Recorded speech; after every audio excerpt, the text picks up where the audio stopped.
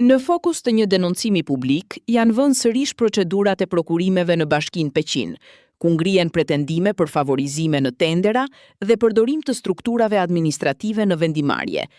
Sipas materialeve të publikuara nga media, kryebashkiaku Bukurosh Maçi akuzohet se ka përdorur skema të tërthorta firmosjeje në administrat për procedura tenderimi me qëllim shmangjen e ekspozimit të drejtpërdrejtë në rast hetimesh të mundshme.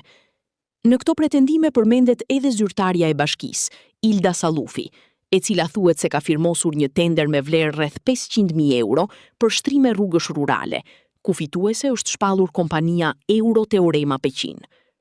Po sipas këtyre denoncimeve, oferta e përzgjedhur rezulton afër fondit limit, ndërsa një ofertë më e ulët është skualifikuar, duke ngritur dyshime për kriteret e vendosura në garë. Kompania fituese lidhet me emra biznesi dhe struktura që, sipas pretendimeve, janë objekt verifikimesh nga organet ligjzbatuese. Në qendër të akuzave përmendet edhe ish zyrtari Julian Manahasa, për të cilin pretendohet se ka pasur konflikt interesi përmes përfshirjes në aktivitete private në fushën e ndërtimit, ndërkohë që ka mbajtur funksione publike. Në denoncim ngrihen gjithashtu akuza për përdorim të fondeve të emergjencës dhe tendera të tjera publike, ku përfitues dyshohet se kanë qenë individ të lidhur me administratën lokale. Nga ana tjetër, për këto pretendime nuk ka ende një reagim zyrtar nga Bashkia Peqin apo nga personat e përmendur.